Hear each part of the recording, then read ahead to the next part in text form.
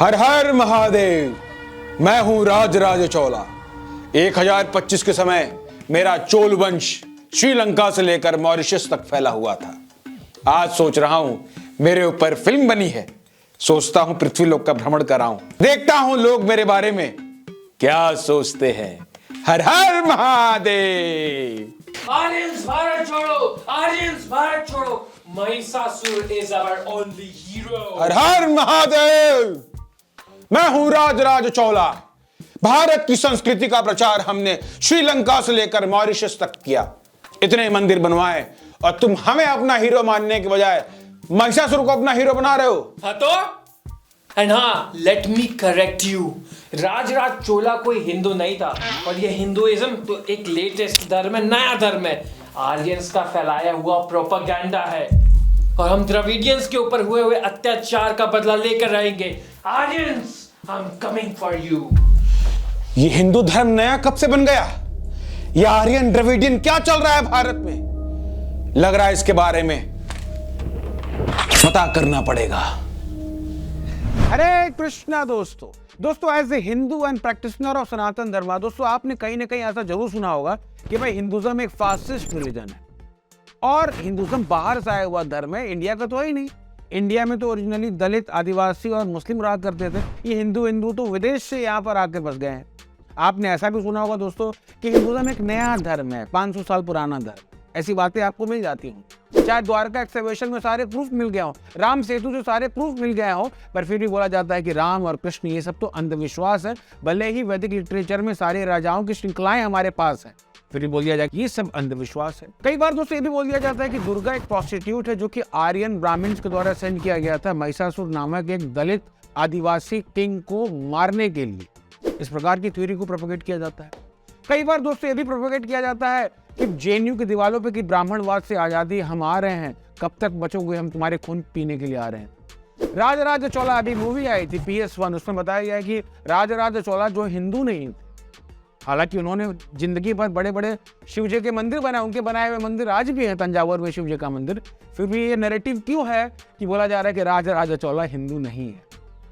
India 1947 से पहले exist करता ही नहीं था, इसका कोई सिविलाइजेशन नहीं था। India is coming into existence after independence. ये जो अलग अलग थ्योरी हम देख रहे हैं दोस्तों, भले ही अलग अलग थ्योरी हमें दिख रही हो, बट इनके पीछे का जो एजम्पशन है, इनके पीछे का जो फाउंडेशन है वो एक है, और वो फाउंडेशन है दोस्तों आर्यन इन्वेजन थ्योरी। कई बार दोस्तों हम इन थ्योरी को समझते नहीं है, तो हम कैसे रिस्पॉन्ड करना है, क्या आंसर देना, हम समझ नहीं पाते, प्रॉपरली हम आंसर नहीं दे पाते। इसलिए दोस्तों आज की वीडियो में हम आर्यन इन्वेजन थ्योरी को समझेंगे और इसके ऊपर डिस्कस करने का प्रयास करेंगे।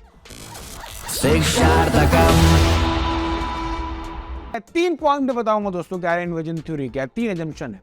पहला एजम्पशन ये दोस्तों कि ये बोला जाता है कि जो इंडिया है, ये पहले यहाँ पर इंडिजिनस लोग रहते थे, मतलब दलित, आदिवासी, दस्यु कम्युनिटी के लोग रहते थे। वो ब्लैक कलर के थे और इनकी एक बहुत अर्बनाइज्ड सिविलाइजेशन थी, जिसे हम इंडस वैली सिविलाइजेशन कहते हैं। दूसरा एजम्पशन इनका ये है दोस्तों कि जो आर्यन लोग हैं वो व्हाइट स्किन के ब्राह्मण हैं, जो कि संस्कृत बोलते हैं, जिनके पास ऋग्वेद है। उन लोगों ने इन इंडिजिनस द्रविडियन लोगों के ऊपर अटैक कर दिया।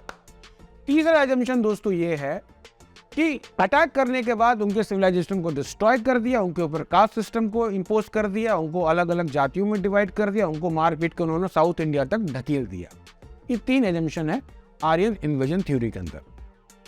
19th सेंचुरी ने मैक्स मुलर ने इसको एक्सेप्ट किया, लॉर्ड रिजली ने इसको एक्सेप्ट किया, इसको प्रोपेगेट किया। बट बाद में जब 20वीं शताब्दी में लोगों ने पूछा कि भैया प्रूफ तो दिखाओ, आर्यन इन्वेजन थ्योरी का प्रूफ दिखाओ, तो प्रूफ मिला नहीं। तो लोगों ने चेंज कर दिया कि भाई आर्यन इन्वेजन थ्योरी नहीं है, इन्वेजन का प्रूफ तो नहीं मिल रहा है, एक काम करिए आप आर्यन माइग्रेशन थ्योरी कर लीजिए। अच्छा, तो अब माइग्रेशन थ्योरी लोग बता दें, तो हो सकता है आने वाले 20-30 सालों में लोग ऐसा भी कह दें कि आर्यन 4 धाम यात्रा थ्योरी, या आर्यन ब्रजमंडल परिक्रमा थ्योरी, आर्यन नवदीप मंडल परिक्रमा थ्योरी, कुछ भी हो सकता है दोस्तों, क्योंकि ये थ्योरी है, प्रूफ नहीं है। खैर आगे चलते हैं दोस्तों कि ये जानने के बाद कि आर्यन इन्वेजन थ्योरी क्या है, अब हम समझते हैं कि आर्यन इन्वेजन थ्योरी को क्यों बनाया गया, why this Aryan invasion theory has been created. तो सबसे पहली बात आती है दोस्तों कि आर्यन इन्वेजन थ्योरी का जो एजम्पशन है, जो बेसिस है, जो इसका फाउंडेशन है, वो है बाइबल। बाइबल के अंदर एक कहानी आती है दोस्तों, नोहा फ्लड। आप लोगों ने पढ़ा होगा, जिन लोगों ने बाइबल के बारे में जानते होंगे। नोहा फ्लड में दोस्तों कहानी आती है कि भगवान देखते हैं कि भाई गॉड देखते हैं कि भाई पूरे संसार में जो है बहुत पापी लोग बढ़ गए हैं, करप्ट बढ़ गए हैं, तो बहुत बड़ी बाढ़ भेज देते हैं। नोहा एक बहुत अच्छा क्रिश्चियन रहता है, उसके 3 बेटे रहते हैं, शैम, हैम और जफेद। तो ये तीनों लोग, नोहा की पूरी फैमिली जो है बाढ़ से बच जाती है। एक दिन नोहा जो है पी पा के टल्ली होके नेकेड सोए रहते हैं और हैम जो है बहुत देख के हंसता रहता है, पर शैम और जाफेद जो है उसको कवर कर देते हैं। तो नोहा उनको श्राप दे देता है कि हैम, तुम मेरे ऊपर हंस रहे थे, तो तुम्हारे आने वाली जो भी सिविलाइजेशन होगी, जो भी तुम्हारे आने वाले वंशज होंगे, वो सब स्लेव होंगे शैम और जाफेद के। ये जो थ्योरी है दोस्तों, तो जब ब्रिटेन ने, यूरोप ने जब कॉलोनिज्म स्प्रेड कर दिया दोस्तों, जो African civilisation, Indian civilisation, Egyptian civilisation, इनके ऊपर जब अटैक करना शुरू कर दिया, तो उनका फाउंडेशनल बेसिस यही था कि भाई हम जिनको गुलाम बना रहे हैं ये सब हैमेटिक्स हैं, हैम के वंशज हैं, अनसिविलाइज्ड लोग हैं। 1940 तक हैमेटिक सिविलाइजेशन शब्द का इस्तेमाल किया जाता था। तो फाउंडेशनल बेसिस ये था दोस्तों कि बाइबल की कहानी, बाइबल को एज्यूम करके लोगों ने अटैक करना शुरू किया, बोला कि भाई ये हमारे ही नस्ल के लोग हैं, हैमेटिक्स लोग ही हैं, हमारे ही भाई बंधु हैं, बट ये अभी इनका पतन हो गया है, अब हमारी जिम्मेदारी है इनको सिविलाइज करना है। This is white man burden theory, और इनको हमें सिविलाइज करना है। इनको सिविलाइज कैसे करना है कि अभी जो इनकी इंडिजिनस सिविलाइजेशन है, जो इनका कल्चर, उसको डिस्ट्रॉय करो, इनको कन्वर्ट करो और इनको अपनी तरह बना के इनको सिविलाइज करो। ये सब चल रहा था। बट जैसे ही ये लोग भारत आते हैं, ईस्ट इंडिया कंपनी भारत आती है, 17वीं शताब्दी में विलियम जोन्स संस्कृत भाषा के ऊपर रिसर्च करने लगते हैं। उनकी खोपड़ी खुल जाती है दोस्तों। वो देखते हैं कि भाई जो संस्कृत लैंग्वेज है वो इतनी एडवांस लैंग्वेज है कि इसका कनेक्शन जो इंग्लिश के साथ, इसका कनेक्शन लैटिन के साथ है, ग्रीक के साथ है। उनको समझ में नहीं आता कि भाई ये जिनको हम हैमेटिक समझ रहे हैं, brown skin Indians, poor people, ये सब समझ रहे हैं, ये इनके पास इतनी एडवांस भाषा कैसे हो सकती है, हमसे भी ज्यादा बड़ी भाषा कैसे हो सकती है। 1837 में जेम्स प्रिंसप ने उनको अशोका का इंस्क्रिप्शन मिल जाता है। उससे पता चलता है कि भाई एक समय तो इनका सिविलाइजेशन इतना बड़ा था कि ये यूरोप का दुगुना था। तो आप जरा सोचिए कि आप जिसको गुलाम बनाने आए हैं उसकी भाषा आपसे बड़ी है, उसका हिस्ट्री आपसे बड़ा, उसका पॉलिटिकल हिस्ट्री आपसे 2 गुना बड़ा है, आप उसको गुलाम कैसे बनाएंगे। तो एक थ्योरी बना दी गई दोस्तों कि ये एडवांसमेंट जो दिख रहा है लैंग्वेज में, कल्चर में, सिविलाइजेशन में, ये इनका नहीं है, ये किसी ने बाहर से आकर दिया है और हमने आके दिया है। ये थ्योरी बनाई गई आर्यन इन्वेजन थ्योरी। नोहा के फ्लड के बाद हैमेटिक्स लोग कई बार मोलन पासेस से, जो कि अफगानिस्तान और पाकिस्तान में, वहां से होते हुए इंडिया आते हैं। इनके पीछे पीछे जो जाफेट और जो शैम के जो सिविलाइजेशन की जो उनके जो वंशज है वो भी इंडिया में आते हैं, उनको सिविलाइज करने का प्रयास करते हैं, उनको सिविलाइजेशन, उनको लैंग्वेज, सब कुछ देते हैं। बट ओवर द टाइम एक दोनों लोग की आपस में शादी होनी शुरू हो जाती है, उनका फॉल डाउन हो जाता है जाफेटिक लोगों का, और आइडल वर्शिप करने लगते हैं, और इस प्रकार से ये सिविलाइजेशन कोलैप्स, उनकी रेस, नस्ल गिर जाती है। बाद में मुस्लिम अटैकर्स आते हैं, ये सब होता है। अब हम आ रहे हैं 16वीं सेंचुरी में, नाउ वी आर कमिंग, फिर से आपको सिविलाइज करने के लिए, आपको एजुकेट करने के लिए।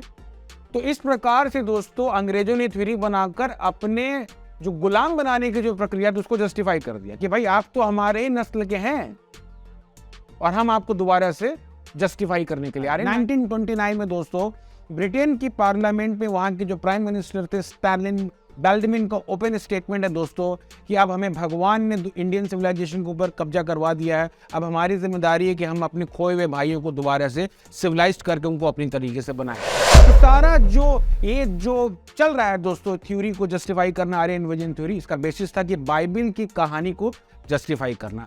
रूट बेसिस था, इतनी सिविलाइजेशन डिस्ट्रॉय हुई, उसके पीछे एजम्पशन जो था वो बाइबल का एजम्पशन था दोस्तों। पर इस थ्योरी में दोस्तों एक रिवर्स भी आया। रिवर्स ये आया दोस्तों कि आर्यन लोग जो भारत आ रहे थे तो द्रविडियन लोगों को उन्होंने मारा पीटा, उनको कास्ट सिस्टम दे दिया और उनको साउथ इंडिया में ढकेल दिया। ये इस थ्योरी में रिवर्स थ्योरी भी डाल दी गई दोस्तों।